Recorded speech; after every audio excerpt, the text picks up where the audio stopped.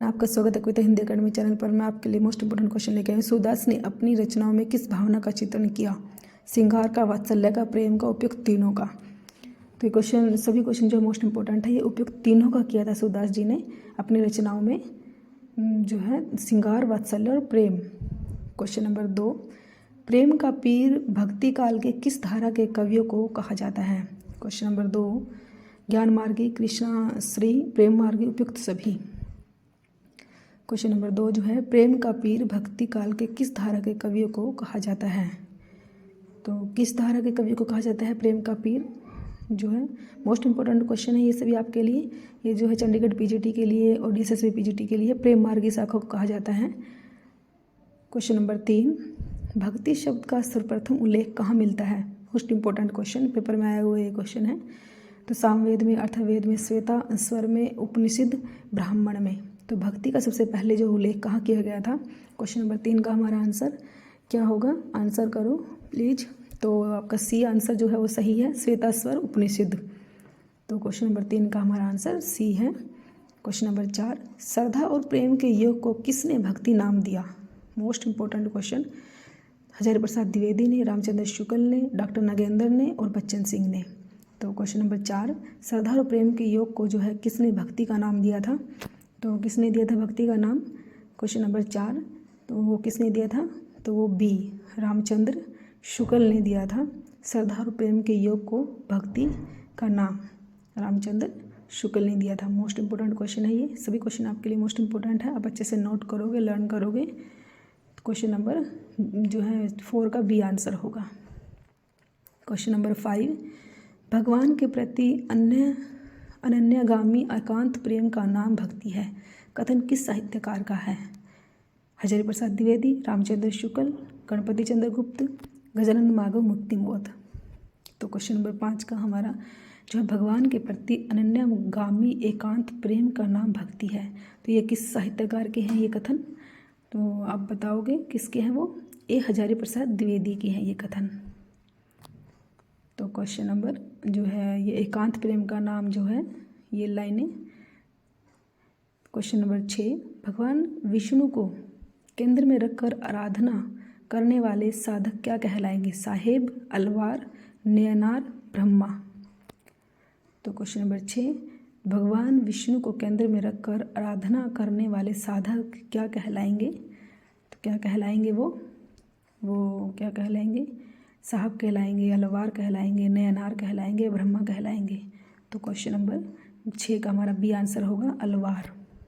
Question number 7, भगवान शिव को केंद्र में रखकर साधना करने वाले साधक किस नाम से प्रचलित हुए? नयनार, अलवार, शैव, ब्रह्मा किस नाम से प्रचलित हुए? जो है क्वेश्चन नंबर 7, नयनार नाम से हुए, अलवार से हुए, या शैव से हुए, या ब्रह्मा से हुए? तो प्लीज, तो 7 का जो है हमारा ए आंसर होगा, नयनार। तो आपने ए आंसर सही दिया है। क्वेश्चन नंबर 8, भक्ति को ईसाई धर्म की देन मानने वाले विद्वान कौन हैं? Most important question. Weber, Wilson, Grierson, उपयुक्त तीनों। तो भक्ति को, क्वेश्चन नंबर 8, भक्ति को ईसाई धर्म की देन मानने वाले विद्वान कौन हैं? किसने जो है भक्ति को ईसाई धर्म की देन से जो है भक्ति हमारी आई है? किस विद्वान ने कहा है ये? किस विद्वान ने कहा ये? उपयुक्त तीनों ने कहा है। बेवर ने कहा है, विल्सन ने और ग्रियर्सन, तीनों ने ही ये बात कही है। क्वेश्चन नंबर 9, भक्ति का विकास अचानक बिजली की चमक के समान हुआ, कथन किसका है? तो किसका है ये कथन? हजारी प्रसाद द्विवेदी का है, रामस्वरूप चतुर्वेदी का है, ग्रियर्सन का है, विल्सन का है। क्वेश्चन नंबर 9, भक्ति का विकास अचानक बिजली की चमक के समान हुआ है, कथन किसका है? तो ग्रियर्सन ने कही है ये कथन। क्वेश्चन नंबर 10, भक्ति काल को पराजित मनोवृत्ति का प्रतीक मानने वाले विद्वान हैं? गुलाब राय, आचार्य रामचंद्र शुक्ल, उपयुक्त दोनों, कोई नहीं। क्वेश्चन नंबर 10, भक्ति काल को पराजित मनोवृत्ति का प्रतीक मानने वाले विद्वान हैं? कौन से विद्वान हैं? वो गुलाब राय हैं, आचार्य रामचंद्र शुक्ल हैं, उपयुक्त दोनों हैं, तो वो दोनों हैं, गुलाब राय भी हैं और रामचंद्र शुक्ल जी भी हैं। क्वेश्चन नंबर 10 का हमारा सी आंसर होगा। क्वेश्चन नंबर 11 मोस्ट इम्पोर्टेंट है सभी क्वेश्चन आपके लिए, आप अच्छे से नोट करोगे, जो है चैनल को जो है सब्सक्राइब करोगे, वीडियो को लाइक करोगे, दोस्तों के साथ शेयर करोगे। भक्ति को मुस्लिम की देन मानने वाले विद्वान कौन है? ताराचंद है, हुमायूं है, आबिद हुसैन है, उपयुक्त सभी हैं। तो क्वेश्चन नंबर 11 भक्ति को मुस्लिम की देन मानने वाले विद्वान कौन से हैं? भाई भक्ति जो है वो हमारे मुसलमानों ने दी है, ये कौन कहता है? तो वो कौन कहता है? उपयुक्त सभी कहते हैं। ताराचंद जी कहते हैं, हुमायूं कहते हैं, आबिद हुसैन कहते हैं। क्वेश्चन नंबर 12 तापसी शाखा के संस्थापक कौन हैं? रामचरण दास हैं, बाबा लाल हैं, किलह दास है, अगरदास हैं। तो क्वेश्चन नंबर 12 जो है तापसी शाखा के संस्थापक कौन हैं? तो कौन है? रामचरण दास जी हैं, बाबा लाल हैं, किलह दास है, अगरदास हैं। तो आप जो है सी आंसर जो है वो सही है, किलह दास जो है।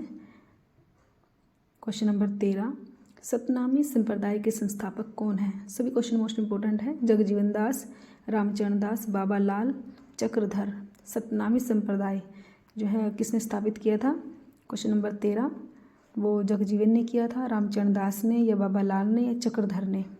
तो क्वेश्चन नंबर 13 का हमारा आंसर होगा जगजीवन दास ने जो है सतनामी संप्रदाय स्थापित किया था। क्वेश्चन नंबर 14 निम्नलिखित कवियों में कौन सगुण भक्ति धारा का कवि नहीं है? नहीं है पूछा है। सूरदास हैं, नूर मोहम्मद है, नंददास है, छित स्वामी है। तो क्वेश्चन नंबर 14 है हमारा कि कौन निम्नलिखित कवियों में से जो ये कवि दिए हुए हैं इनमें से कौन सा जो है सगुण भक्ति धारा का नहीं है? नहीं है पूछा है, जो सगुण भक्ति धारा का नहीं है। तो कौन नहीं है? सूरदास नहीं है या नूर मोहम्मद नहीं है? तो वो नूर मोहम्मद जो है वो सगुण भक्ति धारा के नहीं है। क्वेश्चन नंबर 15 समूचे भारतीय इतिहास में अपने ढंग का अकेला साहित्य ही, इसी का नाम भक्ति साहित्य है। यह एक नई दुनिया है, कथन किसका है? बच्चन सिंह का है। समूचे भारतीय इतिहास में अपने ढंग का अकेला साहित्य है, इसी का नाम भक्ति साहित्य है। यह एक नई दुनिया है, यह कथन किसका है? मोस्ट इम्पोर्टेंट है ये क्वेश्चन। तो किसका है ये कथन? हजारी प्रसाद द्विवेदी जी का है ये कथन। क्वेश्चन नंबर 15 का हमारा भी आंसर होगा। क्वेश्चन नंबर 16 सन 927 आहा कथा आरंभ बैन कवि दहा पंक्ति किस रचना की है? मोस्ट इंपॉर्टेंट पंक्ति ये पेपर में आई हुई है, मृगावती की, सूरसागर की, रामचरितमानस की, पद्यावत की। तो क्वेश्चन नंबर 16 सन 927 आहा कथा आरंभ बैन कवि दहा पंक्ति किसकी है? कौन सी कवि की है ये पंक्तियाँ? कौन सी कविता मतलब कौन सी जो है रचना में से ली गई है ये? मृगावती की है या किसकी है? वो पद्यावत की है। क्वेश्चन नंबर 16 का हमारा आंसर होगा डी, पद्यावत में से ली गई है ये पंक्ति, जो है मोस्ट इम्पोर्टेंट है। अब इसको अच्छे से नोट करोगे। तो क्वेश्चन नंबर 16 का हमारा डी आंसर होगा। क्वेश्चन नंबर 17 मैं जोर देकर कहना चाहता हूँ कि यदि इस्लाम न भी आया होता तो साहित्य का 12 आना विकास वैसे ही होता जैसा कि आज है। पंक्ति किस रचनाकार की है? मोस्ट इंपॉर्टेंट है ये पंक्तियाँ भी, सभी क्वेश्चन मोस्ट इंपॉर्टेंट है आपके लिए। एक एक क्वेश्चन बिल्कुल छाट के मोस्ट इंपॉर्टेंट लेके आती हूँ, मैं बहुत मेहनत करती हूँ। तो प्लीज़ आप मेरे चैनल को जो है लाइक कीजिए, सब्सक्राइब कीजिए। ए हजारी प्रसाद द्विवेदी की, बालकृष्ण भट्ट की, महादेवी वर्मा की, सुंदरानंद पंत की। तो क्वेश्चन नंबर 17 का जो हमारा आंसर होगा, मोस्ट इंपॉर्टेंट है ये क्वेश्चन, हजारी प्रसाद द्विवेदी ने कही थी ये लाइनें। ये कई बार पेपर में आ चुका है ये क्वेश्चन, आप इसको अच्छे से लर्न करोगे। क्वेश्चन नंबर 17 का हमारा ए आंसर होगा, हजारी प्रसाद द्विवेदी। क्वेश्चन नंबर 18 जाकी प्रिय न राम विदेही पंक्ति तुलसीदास की रचना से है। कवितावली, गीतावली, दोहावली, विनय पत्रिका। क्वेश्चन नंबर 18 जाकी प्रिय न राम विदेही, जो ये पंक्ति है तुलसीदास की किस रचना से ली गई है? ये पंक्ति हैं, ये भी मोस्ट इंपॉर्टेंट है पंक्तियाँ। तो किस में से ली गई है ये पंक्तियाँ? Question number 18। क्वेश्चन नंबर 18 का हमारा जो है कवितावली में से ली गई है या विनय पत्रिका में से ली गई है? ये पंक्तियाँ विनय पत्रिका में से ली गई हैं। क्वेश्चन नंबर 19 उस समय हाट बाजार में जाना छोड़कर घर में पड़े पड़े मृगावती और मधुमालती नाम की पोथियाँ पढ़ करता था। पंक्ति किस कवि की है? तुलसीदास की, रहीमदास की, बनारसी दास चतुर्वेदी की, बनारसी दास जैन की। तो उस समय हाट बाजार में जाना छोड़कर घर में पड़े पड़े मृगावती और मधुमालती नाम की पोथियाँ पढ़ा करता था। ये पंक्तियाँ किस कवि की हैं? मोस्ट इम्पोर्टेंट है ये पंक्तियाँ भी। ऐसे ही पंक्तियाँ बीच में से पूछी जाती है आपसे, और इसलिए मैं ये पंक्तियाँ जो है आपके लिए लेके आई हूँ। तो बनारसी दास जैन की है ये पंक्तियाँ। क्वेश्चन नंबर 19 का जो है हमारा डी आंसर होगा। क्वेश्चन नंबर 20, कबीरदास की भाषा थी ब्रजभाषा, शुद्धकड़ी, खड़ी बोली, हरियाणवी। तो क्वेश्चन नंबर 20 जो है कबीरदास की क्या कौन सी भाषा थी वो? तो क्वेश्चन नंबर 20 का हमारा आंसर होगा, आप सब भी कमेंट करो क्या थी कबीरदास की भाषा। तो बी आंसर जो है आपका सही है, शुद्धकड़ी भाषा थी वो कबीरदास की। क्वेश्चन नंबर 21, किस भाषा को अवधि का अर्धान कहा गया है? मोस्ट इम्पोर्टेंट क्वेश्चन, ये पेपर में आया हुआ क्वेश्चन है। जायसी की, तुलसी की, सूरदास की, रहीमदास की। तो किसकी भाषा की जो अवधि को अर्धान कहा गया है? क्वेश्चन नंबर 21, तो किसकी कहा गया है, किसकी भाषा को अवधि का अर्धान कहा गया है? वो किसकी भाषा को कहा गया है? क्वेश्चन नंबर 21 का हमारा आंसर होगा जो है तुलसी की, सूरदास की, रहीमदास की, जायसी की। तो इनमें से क्वेश्चन नंबर 21 का जो है ए आंसर होगा। ये जो है जायसी की जो है भाषा को अवधि का अर्धान कहा गया है। सभी क्वेश्चन मोस्ट इम्पोर्टेंट है। जायसी की भाषा को जो है अवधि का अर्धान कहा गया है। क्वेश्चन नंबर 22, स्मार्त संप्रदाय के प्रवर्तक कौन है? संप्रदायों में से भी एक क्वेश्चन आता है। रामानुजाचार्य, शंकराचार्य, विष्णु स्वामी, माधवाचार्य। तो स्मार्त संप्रदाय किसने दिया था, कौन है इसके प्रवर्तक? तो क्वेश्चन नंबर 22, तो स्मार्त संप्रदाय के प्रवर्तक कौन है? रामानुजाचार्य हैं, शंकराचार्य है, विष्णु स्वामी है, माधवाचार्य हैं।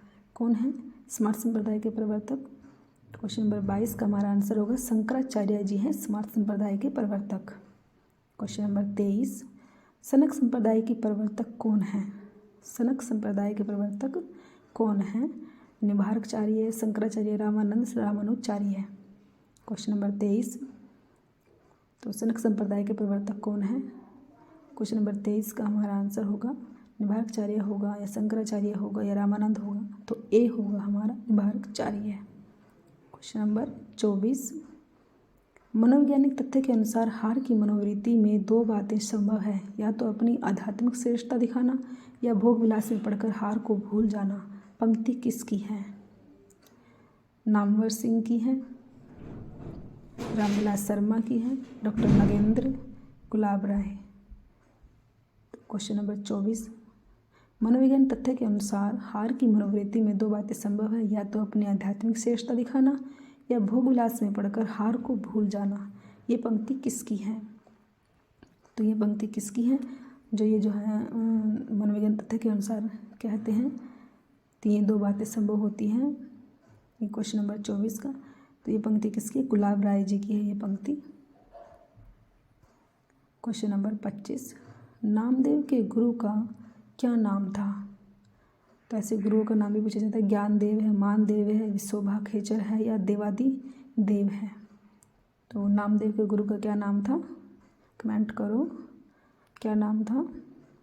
ज्ञानदेव था, या मानदेव है, ये विशोभा खेचर है। तो 25 का सी आंसर होगा विशोभा खेचर।